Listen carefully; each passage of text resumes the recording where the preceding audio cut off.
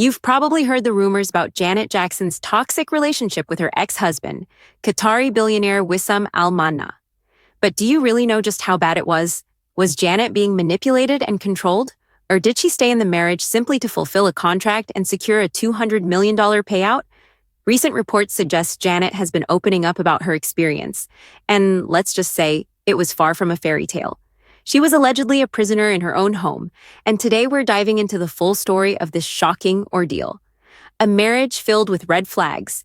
Janet and Wissam tied the knot in 2012. During their marriage, they welcomed their son, Isa Almana, on January 3, 2017. However, just months later, in April, Janet confirmed their separation, saying, "I just want to keep it real with you guys for a second. Yes, I separated from my husband. We are in court, and the rest is in God's hands now." Even before their split, insiders had been raising concerns. Those close to Janet warned that she was being controlled and manipulated. Her family reportedly never warmed up to Wissam, with her sister LaToya revealing that she didn't even know Janet was married until she found out through the media. One of the first signs of control came with their wedding itself.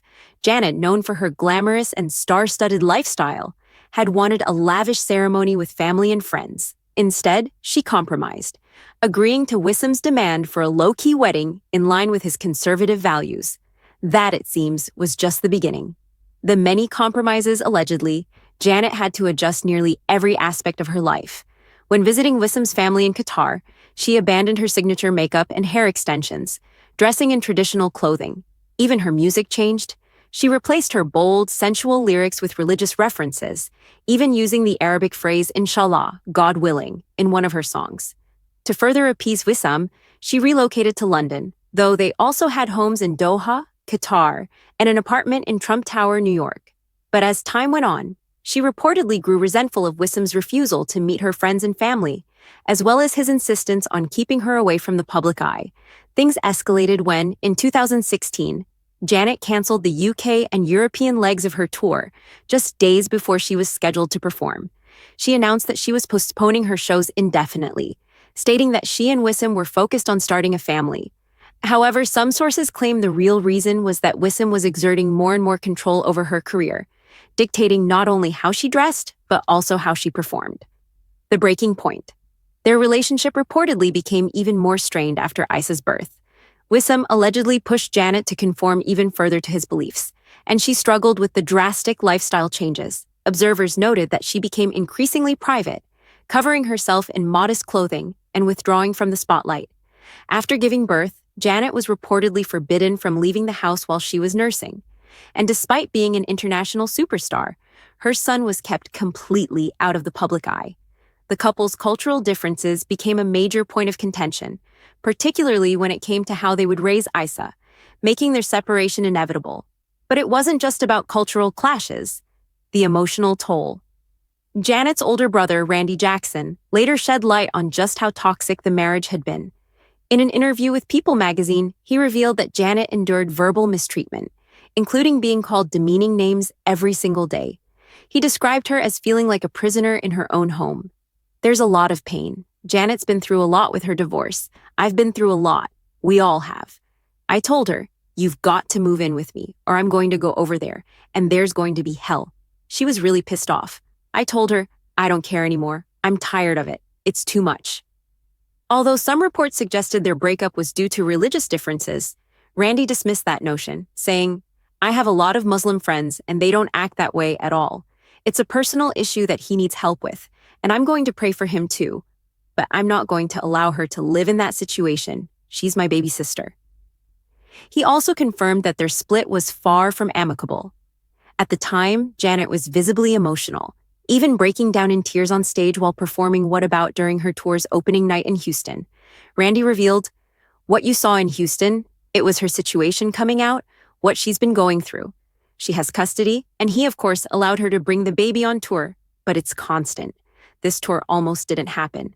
But by the grace of God, we're here, and we're very prayerful."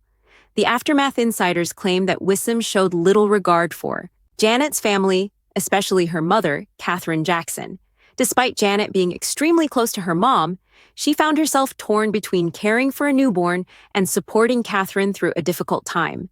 But Wissam, despite claiming to value family above all else, reportedly showed no interest in supporting his wife's connection with her family. For a man who prided himself on his strong family values, his indifference toward Janet's loved ones struck many as hypocritical. Moving forward, Janet's marriage to Wissam may have been filled with hardship, but she has since reclaimed her independence.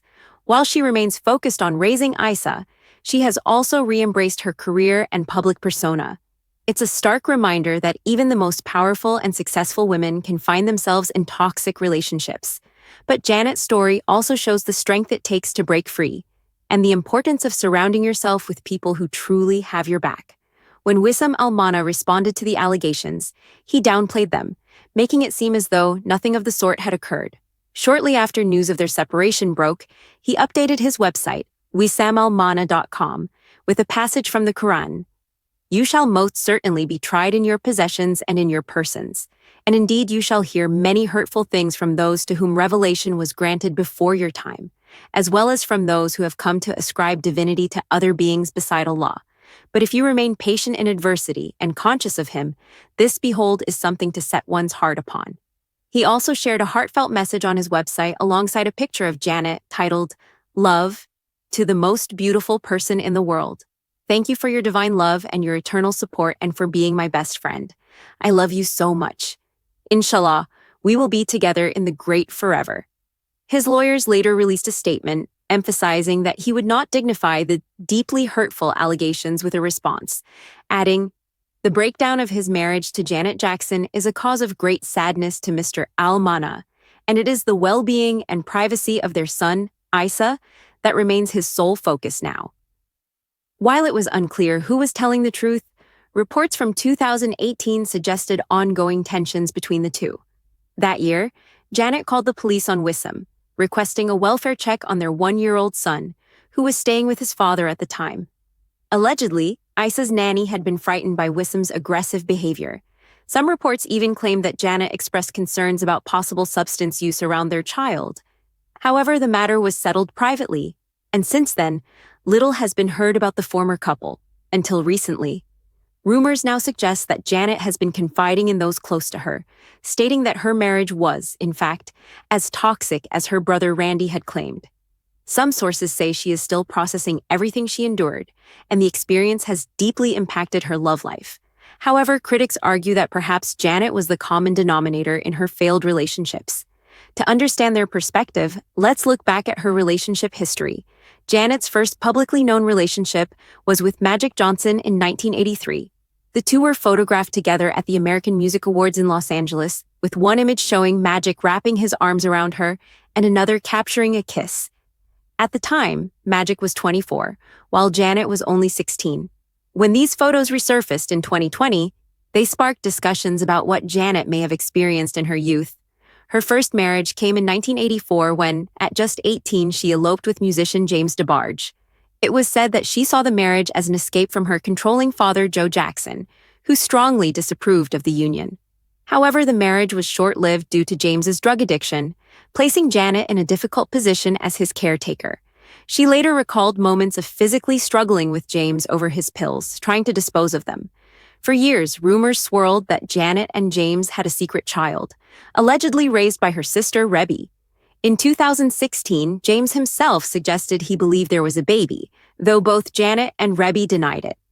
Janet's next serious relationship was with René Elizondo Jr., a Mexican songwriter and music video director. He initially worked as a backup dancer for her sister, LaToya, and later co-wrote several of Janet's songs while directing many of her music videos. Few people knew that Janet and René had secretly married in 1991. Their relationship was only revealed in 2000 when René filed for divorce, citing that their dynamic had become more business-oriented than romantic.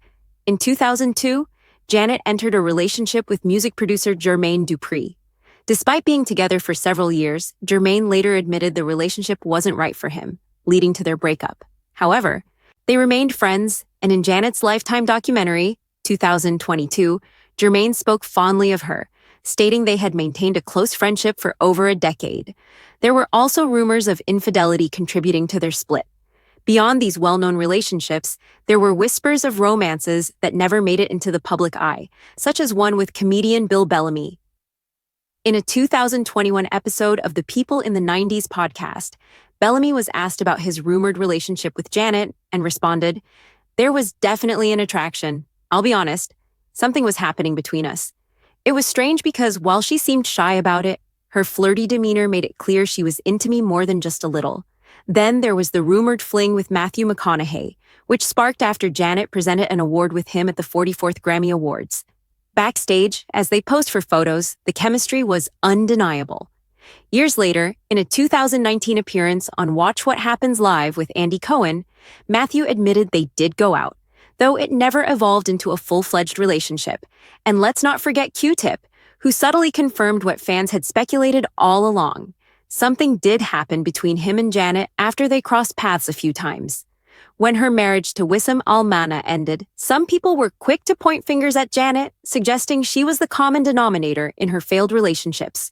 Critics even speculated that she only married Wissam and had his child because of financial motives. Her prenuptial agreement reportedly included two key clauses: $100 million if the marriage lasted at least 5 years, $100 million if she gave birth to a male child. To some, it seemed suspicious that their marital troubles surfaced right after she reached the 5-year mark and had a baby. So, was it about the money? Did Janet stay just to fulfill the terms of the prenup? Was she being controlled in the relationship? Or is it simply that she struggles to maintain long-term relationships? What do you think? Share your thoughts in the comments below.